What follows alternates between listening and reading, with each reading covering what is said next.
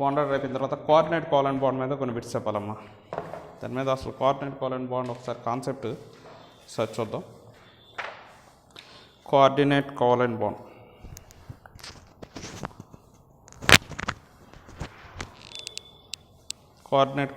ఒకసారి చూడండి.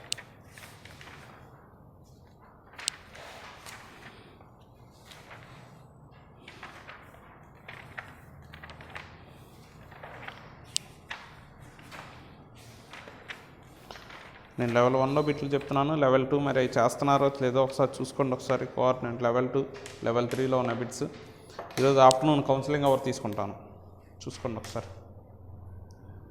ఆఫ్టర్నూన్ అందరికీ కౌన్సిలింగ్ అవర్ తీసుకుంటాను. కోఆర్డినేట్ కోలన్ బాండ్ ఒకసారి ఓపెన్ చేయండి. కాన్సెప్ట్ చెప్తాను. Coordinate covalent bond, hydrogen bonding, dipole moment 3 concepts చెప్తాను. ఒకసారి చూడండి. ఫస్ట్ కాన్సెప్ట్స్ ఎక్స్ప్లెయిన్ చేస్తాను, చూడండి. ఆఫ్టర్నూన్ ఇంకో క్లాస్ తీసుకుంటాను. కోఆర్డినేట్ కోలన్ బాండ్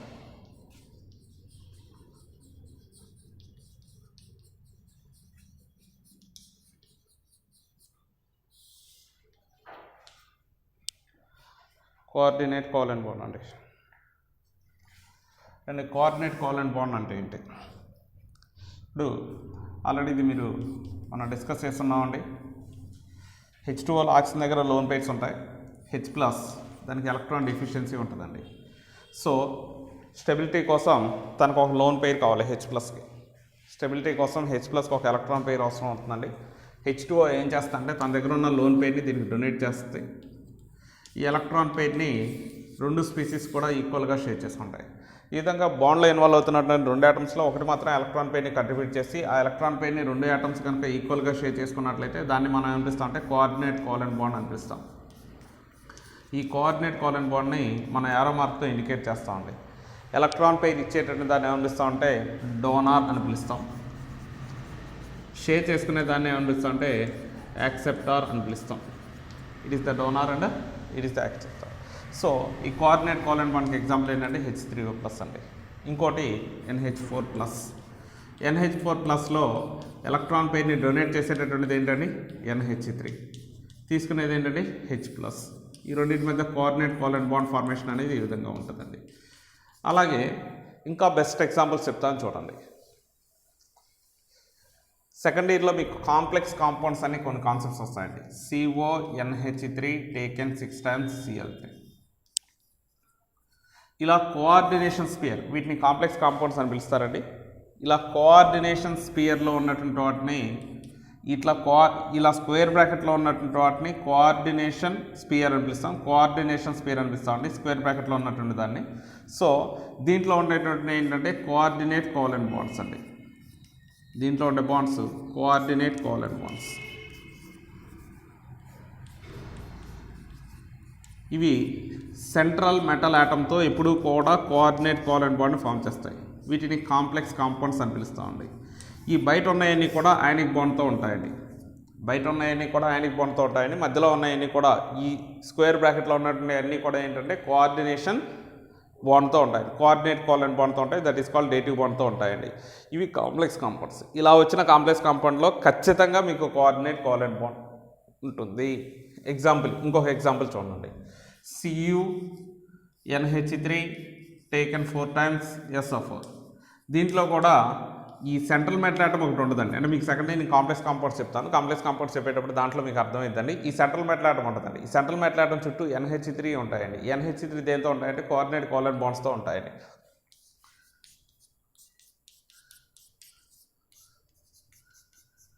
అంటే మీకు ఏదైనా సరే గుర్తుంచుకోండి, ఇలా స్క్వేర్ బ్రాకెట్ వేసి ఒక కాంప్లెక్స్ ఇచ్చినట్లయితే ఖచ్చితంగా దాంట్లో ఏముంటుందంటే కోఆర్డినేట్ కోలన్ బాండ్ ఉంటుందండి, డేటివ్ బాండ్ ఉంటుందండి. అందువల్ల దాన్ని కోఆర్డినేషన్ స్పియర్ అంటారు. బయట ఉన్నవి కన్ఫర్మ్గా రండి, దీనికి ముందు ఉన్నాయి కానీ దీనికంటే ముందు ఉన్నాయి కానీ దీని తర్వాత ఉన్నాయి కానీ కోఆర్డినేషన్ స్పియర్కి తర్వాత ఉన్నాయి కానీ కోఆర్డినేషన్ స్పియర్కి ముందు ఉన్నాయి కానీ అయానిక్ బాండ్తో ఉంటాయి. ఫర్ ఎగ్జాంపుల్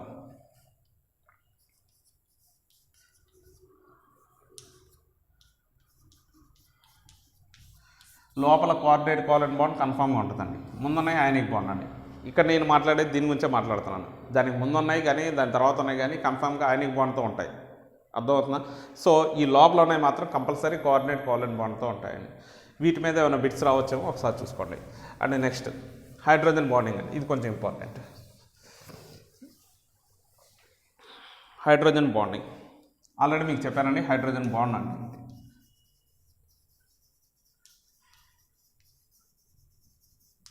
హైడ్రోజన్ బాండింగ్ అండి. హైడ్రోజన్ బాండింగ్ అంటే ఏంటి? ఫర్ ఎగ్జాంపుల్ హెచ్ఎఫ్ తీసుకున్నామండి. ఏమంటే ఈ రెండింటి మధ్య ఉన్నటువంటి బాండ్ అనేది ఇది పోలార్ బాండా నాన్ పోలార్ బాండా? ఏ బాండ్ అండి? 100% పోలార్ అండి. పోలార్ అంటే ఈ రెండింటి మధ్య ఎలక్ట్రోనెగటివిటీ డిఫరెన్స్ ఉండటం వలన ఈ ఎలక్ట్రాన్ పెయిర్ ఏమైందంటే ఫ్లోరిన్ వైపుకి షిఫ్ట్ అవుతుందండి. అందువల్ల ఫ్లోరిన్ మీద పార్షియల్ నెగిటివ్ ఛార్జ్ ఉంటుందండి, దీని మీద పార్షియల్ పాజిటివ్ ఛార్జ్ ఉంటుందండి. దీని మీద పార్షియల్ నెగిటివ్ ఛార్జ్, దీని మీద పార్షియల్ పాజిటివ్ ఛార్జ్ ఉంటుందండి. ఎలక్ట్రాన్ పెయిర్ అనేది ఫ్లోరిన్ వైపుకి షిఫ్ట్ అవుతుంది. ఫ్లోరిన్ వైపుకి, ఎందుకంటే fluorine has the high electronegativity than hydrogen అండి. So that electron pair which is equally shared in between these two atoms are shifted towards the fluorine and it is strongly pulled by the fluorine, so that this electron pair is shifted towards the fluorine, so it attains the partial negative charge and hydrogen gets the partial positive charge అండి. Hydrogen మీదేమో partial positive charge వస్తుంది. So దీని మీదేమో partial negative charge వస్తుంది, దీని మీదేమో partial positive charge వచ్చిందండి. So ఇక్కడ ఈ విధంగా దీని మీద ఎప్పుడైనా సరే గుర్తుంచుకోండి, సేమ్ యాటమ్స్ అయితే ఖచ్చితంగా ఆ రెండింటి మధ్య ఎలక్ట్రాన్ పై షిఫ్ట్ అవడం అంటే జరగదు. కాబట్టి ఇక్కడ ఉన్న బాండ్ ఏమవుతుందంటే దీని మీద ప్లస్ మైనస్ ఛార్జెస్ రావండి. అందువల్ల దీన్ని ఏమంటామంటే నాన్ పోలార్ అని పిలుస్తాం. రెండు డిఫరెంట్ యాటమ్స్ మధ్య గ్యారెంటీగా పొలారిటీ వస్తుంది. ఈ విధంగా ఒక దాని మీద ప్లస్ ఛార్జ్, ఇంకో దాని మీద మైనస్ ఛార్జ్ ఉంటుంది. కాబట్టి పొలారిటీ అనేది కన్ఫామ్గా ఉంటుంది. రెండు డిఫరెంట్ యాటమ్స్ మధ్య బాండ్ ఫార్మ్ అయింది అంటే వాటి మధ్య కన్ఫామ్గా పోలరైజేషన్ జరిగి ఉంటుందండి. అక్కడ ఉండే బాండ్ ఏంటంటే పోలార్ బాండ్ ఉంటుందండి. సో ఇప్పుడు ఇదొక పోలార్ బాండ్ అండి, హెచ్ఎఫ్, ఇదో పోలార్ బాండ్.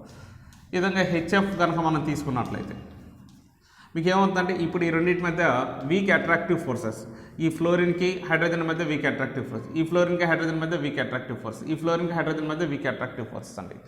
ఈ విధంగా పార్షియల్ పాజిటివ్ ఛార్జ్ ఉన్న హైడ్రోజన్ ఆటమ్కి హై ఎలక్ట్రో నెగిటివిటీ ఉన్నటువంటి ఫ్లోరిన్ కానివ్వండి, లేదంటే ఆక్సిజన్ కానివ్వండి, నైట్రోజన్ కానివ్వండి, వీటి మధ్య ఫామ్ అవుతున్నటువంటి ఈ వీక్ అట్రాక్టివ్ ఫోర్స్ని మనం ఏం పిలుస్తామంటే హైడ్రోజన్ బాండ్ అని పిలుస్తామండి.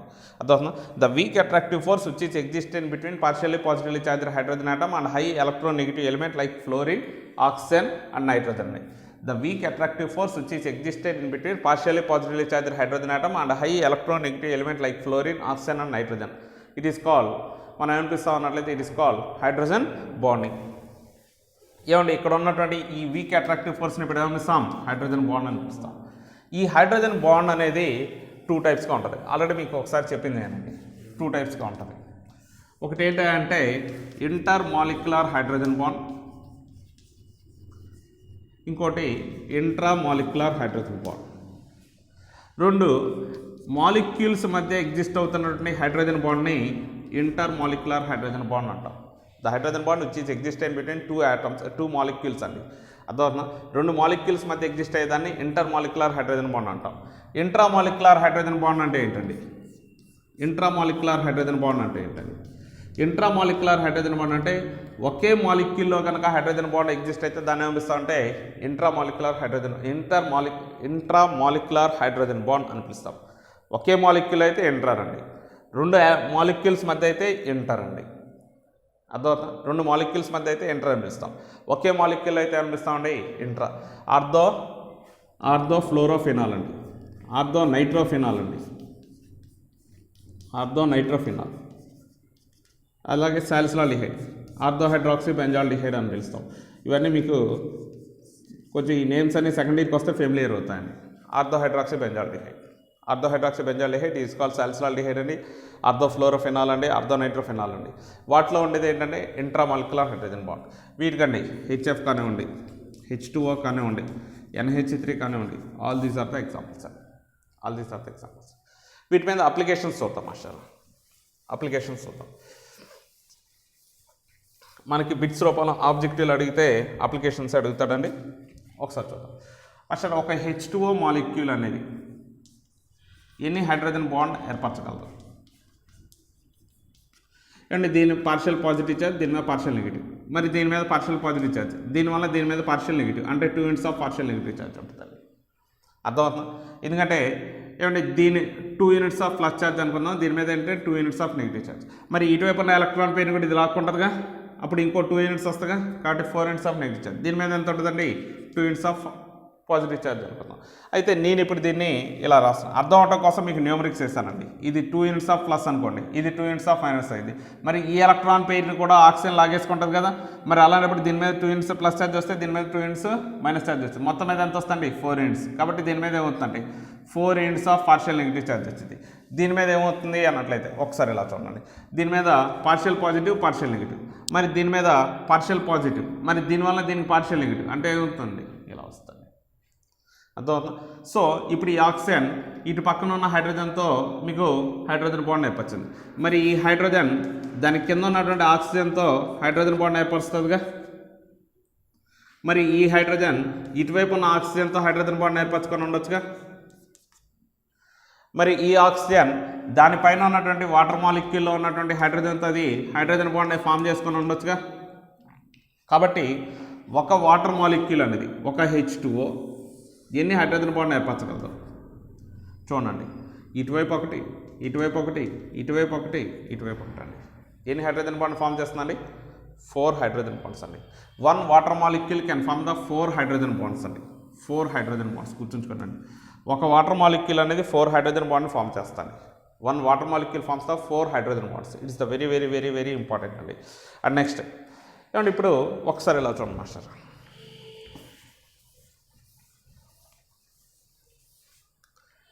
HF H2Oలో హైడ్రోజన్ బాండ్ ఉంది, NH3లో కూడా హైడ్రోజన్ బాండ్ ఉంటుంది.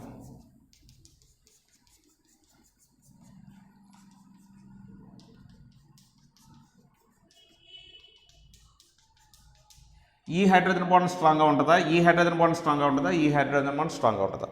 ఇదే కూడా బిట్ అడుగుతాడండి. హెచ్ఎఫ్లో హైడ్రోజన్ బాండ్ స్ట్రాంగ్గా ఉంటుందా, H2Oలో హైడ్రోజన్ బాండ్ స్ట్రాంగ్గా ఉంటుందా, NH3లో ఉన్నటువంటి హైడ్రోజన్ బాండ్ స్ట్రాంగ్గా ఉంటుందా? ఏది స్ట్రాంగ్గా ఉంటుంది అనేది ఇప్పుడు ఒకసారి డిస్కస్ చేద్దాం మాస్టర్.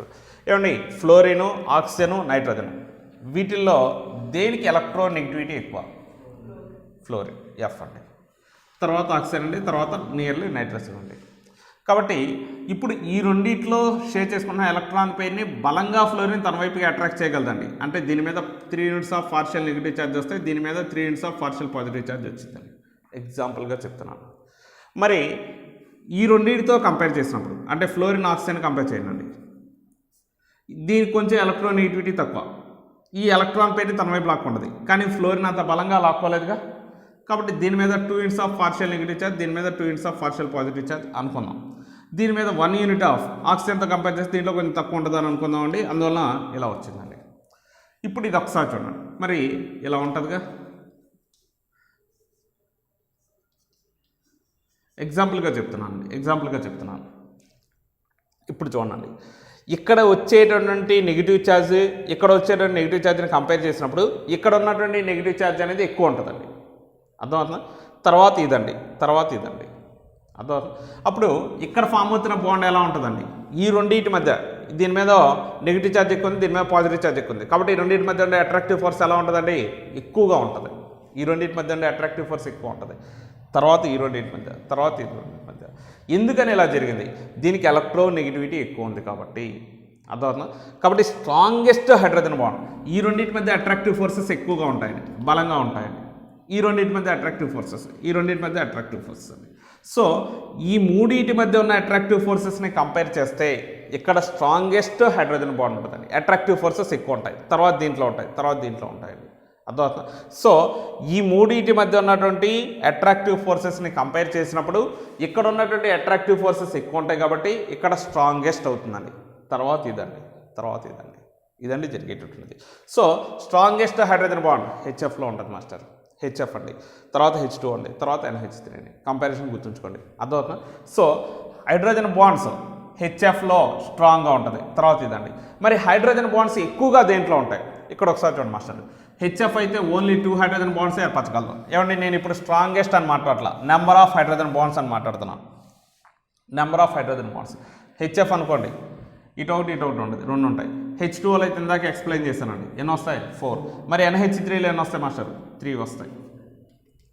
NH3లో అయితే 3 వస్తాయి, గుర్తుంచుకోండి. NH3లో అయితే 3 ఫామ్ అవుతాయండి. NH3లో అయితే 3 ఫార్మేషన్ జరుగుతుందండి.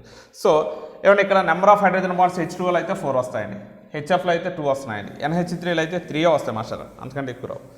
నెక్స్ట్ అయితే NH3లో ఉంటున్న హైడ్రోజన్ బాండ్స్ అనేవి చాలా వీక్గా ఉంటాయండి. అండ్ ఇప్పుడు బాయిలింగ్ పాయింట్ మీద ఒకసారి డిస్కస్ చేద్దాం అసలు హైడ్రోజన్ బాండ్ యొక్క ఎఫెక్ట్ ఎలా ఉంటుంది.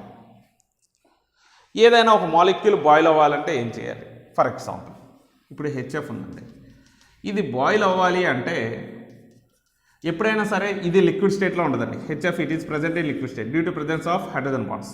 హైడ్రోజన్ బాండ్స్ ఉండటం వల్ల అది లిక్విడ్ స్టేట్లో ఎగ్జిస్ట్ అయి ఉందండి. హైడ్రోజన్ బాండ్స్ ఉండటం వల్ల అది లిక్విడ్ స్టేట్లో ఎగ్జిస్ట్ అయింది. ఓకే, ఇప్పుడు ఇది వేపర్ స్టేట్కి వెళ్ళాలండి. జనరల్గా ఏదైనా ఒక సబ్స్టెన్స్ వేపర్ స్టేట్లోకి వెళ్ళేటప్పుడు ఆ మాలిక్యూల్స్ మధ్య ఉన్నటువంటి అట్రాక్టివ్ ఫోర్సెస్ బ్రేక్ అవి వేపర్ స్టేట్లో ఇండివిజువల్గా ఉంటాయండి. లిక్విడ్ స్టేట్లో అయితే మాలిక్యూల్స్ మధ్య అట్రాక్టివ్ ఫోర్సెస్ ఉంటాయండి. జనరల్గా లిక్విడ్ స్టేట్లో అయితే అట్రాక్టివ్ ఫోర్సెస్ అనేవి ఉంటాయండి. సో గ్యాస్ స్టేట్లో అయితే మాలిక్యూల్స్ మధ్య అట్రాక్టివ్ ఫోర్సెస్ ఇవన్నీ బ్రేక్ అయ్యి మాలిక్యూల్ మధ్య అట్రాక్టివ్ ఫోర్స్ ఉండవండి. అవి ఎలా ఉంటాయంటే కొంచెం దూరంగా ఉంటాయండి. ఓకేనా? ఇప్పుడు ఒకసారి చూద్దాం మాస్టర్. ఇప్పుడు ఒకసారి మీరు గమనిస్తే ఇది లిక్విడ్ స్టేట్లోకి వెళ్ళాలి అంటే ఇప్పుడు ఇది ఏం చేయాలండి?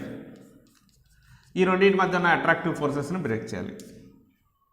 ఈ రెండింటి మధ్య ఉన్న అట్రాక్టివ్ ఫోర్స్ బ్రేక్ చేస్తే అది లిక్విడ్ స్టేట్లోకి వెళ్తుంది మాస్టర్. అదే లిక్విడ్ స్టేట్ నుంచి గ్యాస్ స్టేట్కి వెళ్తుందండి. ఓకేనా? ఆ మాలిక్యూల్ మధ్య ఉన్నటువంటి ఆ అట్రాక్టివ్ ఫోర్సెస్ని బ్రేక్ చేస్తే అది అప్పుడు ఏమవుతుంది అన్నట్లయితే అది గ్యాస్ స్టేట్కి వెళ్ళింది. ఆల్రెడీ మీకు తెలుసు కదా, లిక్విడ్ స్టేట్లో మాలిక్యూల్స్ ఎలా ఉంటాయండి? దగ్గరగా ఉంటాయండి. కొంచెం గ్యాస్ స్టేట్లో అయితే ఎలా ఉంటాయండి? దూరంగా ఉంటాయి. మరి ఇప్పుడు దీని నుంచి దీనికి రావాలంటే ఈ మాలిక్యూల్స్ మధ్య ఉన్న ఫోర్సెస్ అని ఏం చేయాలి? మనం బ్రేక్ చేయాలి. బ్రేక్ చేస్తేనే అది గ్యాస్ స్టేట్కి వెళ్తుందండి. So we have to break that. అప్పుడు మాత్రం అది గ్యాస్ స్టేట్కి వెళ్ళింది. ఓకేనా? ఇంకోటండి, ఈ బాయిలింగ్ పాయింట్ అనేది దేని మీద డిపెండ్ అయి ఉంటుందంటే మాలిక్యూల్ మధ్య ఉన్న అట్రాక్టివ్ ఫోర్సెస్ని బ్రేక్ చేస్తే అది గ్యాస్ స్టేట్లోకి వెళ్తుందండి. ఈ పాయింట్ మనకు తెలుస్తుంది. ఇంకోటి, బాయిలింగ్ పాయింట్ దాని యొక్క మాలిక్యులర్ వెయిట్ మీద కూడా డిపెండ్ అయి ఉంటుందండి. It is depend upon the molecular weight. Molecular వెయిట్ని బేస్ చేసుకొని కూడా ఉంటుందండి. ఎందుకంటే అక్కడ ఉండే మాలిక్యులర్ ఫోర్సెస్ మాలిక్యులర్ వెయిట్ని బట్టి అది బాయిల్ అవ్వాలి. మాలిక్యులర్ వెయిట్ పెరిగింది అనుకోండి, బాయిల్ అయ్యేటువంటి టెంపరేచర్ కూడా ఇంక్రీజ్ అవుతూ ఉంటుందండి. సో ఇక్కడ ఒకసారి చూద్దాం మాస్టర్. HF, H2O ఈ రెండింటిని కంపేర్ చేస్తాయి. ఇందాక ఒక పాయింట్ చెప్పాను, మాలిక్యులర్ వెయిట్ పెరిగితే దాని బాయిలింగ్ పాయింట్ పెరుగుతుంది. HF యొక్క మాలిక్యులర్ వెయిట్ అండి, దీని యొక్క అటామిక్ వెయిట్ 1 అండి, దీని యొక్క అటామిక్ వెయిట్ 19 అండి. దీని యొక్క టోటల్ మాలిక్యులర్ వెయిట్ ఎంత వస్తుందంటే 20 వస్తుంది. మాలిక్యులర్ వెయిట్ అంటే ఏంటండి? The sum of the atomic weights of the atoms in a molecule. ఒక మాలిక్యూల్లో ఉన్నటువంటి ఆటమ్స్ యొక్క అటామిక్ వెయిట్ యొక్క సమ్ని మనం ఏం చెప్తాం అంటే మాలిక్యులర్ వెయిట్ అని చెప్తాం. H2O అండి, 2 × 1 + ఇదంతా 18. మొత్తం లెక్కేస్తే సారీ 16 అండి. మొత్తం కలిపితే ఎంత వస్తుంది? 18. ఏమండి HF, H2O ఈ రెండింటిలో దేనికి మాలిక్యులర్ వెయిట్ ఎక్కువ మాస్టర్? HFకేగా మాలిక్యులర్ వెయిట్ ఎక్కువ. సో HF వేస్తాం హై మాలిక్యులర్ వెయిట్. కాబట్టి బాయిలింగ్ పాయింట్ దేనికి ఎక్కువ ఉంటుందండి? HF ఉండాలి. మాలిక్యులర్ వెయిట్ అనేది దేనికి ఎక్కువ? జనరల్గా బాయిలింగ్ పాయింట్ దానికి ఎక్కువ ఉంటుందండి. కాబట్టి దేనికి ఉండాలండి? HF. సో కానీ ఇక్కడ మీరు చూస్తే మాలిక్యులర్ వెయిట్ HFకి ఎక్కువ అయినప్పటికీ బాయిలింగ్ పాయింట్ H2Oకి ఎక్కువ వస్తుందండి. సాధారణంగా మాలిక్యులర్ వెయిట్ దేనికైతే ఎక్కువ ఉంటుందో దానికి మనకి బాయిలింగ్ పాయింట్ అనేది ఎక్కువ వస్తుంది. అర్థమవుతుందా? సో ఇప్పుడు మాలిక్యులర్ వెయిట్ ఎక్కువ కాబట్టి దీనికి బాయిలింగ్ పాయింట్ ఎక్కువ మాస్టర్. దీనికి మాలిక్యులర్ వెయిట్ తక్కువ కాబట్టి బాయిలింగ్ పాయింట్ అనేది తక్కువ ఉండాలి. అంతే కదా? దీనికి ఎక్కువ ఉండాలి, దీనికి తక్కువ ఉండాలి. కానీ H2Oలో బాయిలింగ్ పాయింట్ ఎక్కువ ఉండాలి. దీనికి రీజన్ చెప్తాను చూడండి. HF అనేది బాయిల్ అవ్వాలి అంటే ఇక్కడ మీరు 2 హైడ్రోజన్ బాండ్ బ్రేక్ చేస్తే సరిపోతుంది. అదే H2Oలో అయితే ఒక్కొక్క వాటర్ మాలిక్యూల్ ఎన్ని హైడ్రోజన్ బాండ్స్ని ఫామ్ చేసుకొని ఉంటుందని చెప్పానండి మీకు? 4 అండి. మరి ఇది బ్రేక్ చేయాలి, ఇది బ్రేక్ చేయాలి, ఇది బ్రేక్ చేయాలి. కాబట్టి దీనికి ఎక్కువ ఎనర్జీ కావాలనుకుంటుగా బాయిల్ అవ్వాలంటే HFలో అయితే జస్ట్ HF మాలిక్యూల్ 2 హైడ్రోజన్ బాండ్స్నే ఏర్పరచుకొని ఉంటుంది. H2Oలో అయితే ఒక వాటర్ మాలిక్యూల్ 4 హైడ్రోజన్ బాండ్ని ఏర్పరచుకొని ఉంటుందండి. మరి దీన్ని బ్రేక్ చేయాలంటే 4 హైడ్రోజన్ బాండ్స్ని బ్రేక్ చేయాలి. ఇక్కడైతే 2 హైడ్రోజన్ బాండ్స్ని బ్రేక్ చేస్తే సరిపోతుంది. 2 హైడ్రోజన్ బాండ్స్ని బ్రేక్ చేస్తారు. ఇదండి 4 హైడ్రోజన్ బాండ్స్ని బ్రేక్ చేయాలి. It has to break the 4 hydrogen bonds. కాబట్టి దానికి ఇవ్వాల్సిన ఎనర్జీ ఎక్కువ ఉంటుందిగా, ఆటోమేటిక్గా దాని బాయిలింగ్ పాయింట్ ఎలా వస్తుంది? ఎక్కువగా వస్తాయి. ఇంకో పాయింట్ కూడా ఉందండి. ఫస్ట్ రీజన్ ఇది, H2O యొక్క బాయిలింగ్ పాయింట్ HF కంటే ఎక్కువగా ఉండడానికి కారణం ఇది ఒకటండి. రెండో రీజన్ అండి, ఏమంటే ఇప్పుడు HFలో ఇక్కడ బ్రేక్ చేస్తే మళ్ళీ వెంటనే బ్రేక్ చేయాల్సిన అవసరం లేదండి. ఇది 6 మాలిక్యూల్స్ తర్వాత బ్రేక్ అవుతుంది. HFలో మళ్ళీ 6 మాలిక్యూల్స్ తర్వాత బ్రేక్ అవుతుంది. ఇక్కడ బ్రేక్ చేస్తే చాలండి. ఎందుకంటే సాధారణంగా ఏవైనా సరే గ్యాస్ స్టేట్లో ఎగ్జిస్ట్ అయ్యేటప్పుడు మోనోమర్గా ఎగ్జిస్ట్ అవుతాయండి. H2O సింగిల్ H2O మాలిక్యూల్గా ఎగ్జిస్ట్ అవుతుంది. హెచ్సిఎల్ సింగిల్ హెచ్సిఎల్గా ఎగ్జిస్ట్ అవుతుంది. కానీ హెచ్ఎఫ్ అనేది హెగ్జామర్గా ఎగ్జిస్ట్ అవుతుంది. హెచ్ఎఫ్ టేకెన్ 6 times ఇలా ఎగ్జిస్ట్ అవుతుంది గ్యాస్ స్టేట్లో. అంటే దీనికి గ్యాస్ స్టేట్లో కూడా హైడ్రోజన్ బాండ్స్ అలాగే ఉన్నాయండి, మొత్తం బ్రేక్ అయ్యలేవు. ఎందుకంటే ఇక్కడ ఒకసారి బ్రేక్ చేస్తే మళ్ళీ 6 molecules తర్వాత బ్రేక్ చేస్తే సరిపోద్దండి. ఇదంతా కూడా ఏ స్టేట్లో ఉంటుంది, గ్యాస్ స్టేట్లో ఉంటుంది. అంటే హెచ్ఎఫ్లో మీరు అన్ని హైడ్రోజన్ బాండ్స్ బ్రేక్ చేయాల్సిన అవసరం లేదు గ్యాస్ స్టేట్లోకి వెళ్ళాలి అంటే. హెచ్ఎఫ్లో అన్ని హైడ్రోజన్ బాండ్స్ బ్రేక్ చేయాల్సిన అవసరం లేదండి. అదే ఒక H2O మాలిక్యూల్ గ్యాస్ స్టేట్లోకి వెళ్ళాలంటే ఖచ్చితంగా ఆ 2 molecules మధ్య ఉన్నటువంటి హైడ్రోజన్ బాండ్స్ అన్నీ కూడా గుర్తుంచుకోండి. ఆ మాలిక్యూల్లో ఎన్నైతే హైడ్రోజన్ బాండ్స్ ఉన్నాయో అన్ని హైడ్రోజన్ బాండ్స్ మీరు ఖచ్చితంగా బ్రేక్ చేయాలి. హెచ్ఎఫ్లో అయితే అలాంటిది ఏం లేదండి. ఇక్కడ బ్రేక్ చేసి మళ్ళీ 6 తర్వాత బ్రేక్ చేస్తే సరిపోద్దండి. ఎందుకంటే HF is exist as the hexamer in the gas state అండి. గ్యాస్ స్టేట్లో అది హెగ్జామర్గా ఎగ్జిస్ట్ అయి ఉంటుంది. ఓకేనా? కాబట్టి ఇక్కడ మీరు ఇక్కడ బ్రేక్ చేస్తే మళ్ళీ 6 తర్వాత బ్రేక్ చేస్తే సరిపోతుంది. అదే ఒక H2O మీకు బాయిలింగ్ అంటే గ్యాస్ స్టేట్లోకి వెళ్ళాలి అంటే ఇవన్నీ బ్రేక్ చేయాల్సిందే ఖచ్చితంగా. కాబట్టి దీనికి ఎక్కువ ఎనర్జీ కావాల్సి వస్తుంది, దీనికి తక్కువ ఎనర్జీ కావాల్సి వస్తుంది. ఎందుకంటే ఇక్కడ బ్రేక్ చేస్తే మళ్ళీ అక్కడ బ్రేక్ చేస్తే సరిపోతుంది. ఇది అనుకోండి, ప్రతి వాటర్ మాలిక్యూల్ చుట్టూ ఉన్నటువంటి ఎన్నైతే వాటర్ మాలిక్యూల్ అన్ని బ్రేక్ చేయాలి. ఇక్కడ అనుకోండి, ఇక్కడ ఒకసారి బ్రేక్ చేసి మళ్ళీ 6 తర్వాత బ్రేక్ చేస్తే సరిపోతుంది, మళ్ళీ 6 తర్వాత బ్రేక్ చేస్తే సరిపోతుంది, మళ్ళీ 6 తర్వాత బ్రేక్ చేస్తే సరిపోతుంది. ఇక్కడ అనుకోండి, ఈ వాటర్ మాలిక్యూల్ దగ్గర ఉన్న 4 బ్రేక్ చేయాలి, పక్క వాటర్ మాలిక్యూల్ దగ్గర ఉన్న 4 బ్రేక్ చేయాలి, ఇలా ప్రతి దాని దగ్గర ఉన్నాయని బ్రేక్ చేయాలని అర్థమవుతుంది. సో అదొక రీజన్ అండి. అందువల్ల దీనికి బాయిలింగ్ పాయింట్ అంటే ఎక్కువ ఎనర్జీ అవసరం అవుతుందండి. అందువల్ల దీనికి బాయిలింగ్ పాయింట్ ఎక్కువ అండి. అర్థమవుతుందా? 2 రీజన్స్. ఒకటి, H2Oలో 4 హైడ్రోజన్ బాండ్స్ ఉన్నాయండి, వీటి బ్రేక్ చేయడానికి ఎక్కువ ఎనర్జీ కావాలి. ఓకేనా? ఇది ఒక రీజన్. రెండోది ఏంటి అన్నట్లయితే H2O అనేది గ్యాస్ స్టేట్లో మోనోమర్గా ఎగ్జిస్ట్ అవుతుందండి. హెచ్ఎఫ్ అనుకోండి హెగ్జామర్గా ఎగ్జిస్ట్ అవుతుంది. అర్థమవుతుందా? అందువల్ల ఇక్కడ బ్రేక్ చేసి మళ్ళీ 6 తర్వాత బ్రేక్ చేయాలని సరిపోద్దండి. ఇక్కడ అనుకోండి, ఇక్కడ ఉన్నాయి బ్రేక్ చేయాలి, దాని పక్కన ఉన్నాయి బ్రేక్ చేయాలి, దాని పక్కన ఉన్నాయి బ్రేక్ చేయాలి. కాబట్టి దీనికి ఎక్కువ ఎనర్జీ అనేది అవసరం అవుతుందండి. దీని బాయిలింగ్ పాయింట్ ఎక్కువ. నెక్స్ట్, ఇక్కడ ఇంకో పాయింట్ కూడా గుర్తుంచుకోండి. ఏమండి, గ్యాస్ స్టేట్లో కూడా హెచ్ఎఫ్లో హైడ్రోజన్ బాండ్స్ ఉంటాయి. It is the very very very very important అండి. గ్యాస్ స్టేట్లో కూడా హెచ్ఎఫ్లో హైడ్రోజన్ బాండ్స్ ఉంటాయి. Very very very very important, గుర్తుంచుకోండి. అండ్ నెక్స్ట్, అలాగే మీకు సెకండ్ ఇయర్లో 6th A గ్రూప్ హైడ్రేట్స్ అనే ఒక టాపిక్ వస్తుంది. 6th A గ్రూప్ అంటే ఆక్సిజన్, సల్ఫర్, సెలీనియం, టెలూరియం ఇలా వస్తాయండి. ఏమండి, హైడ్రేట్స్ ఏదైనా ఒక ఎలిమెంట్ హైడ్రోజన్తో కలిసి ఫామ్ చేసే వాటిని హైడ్రేట్స్ అంటారని మీకు చాలా సందర్భాల్లో చెప్పానండి, మళ్ళీ ఒకసారి చెప్తున్నాను.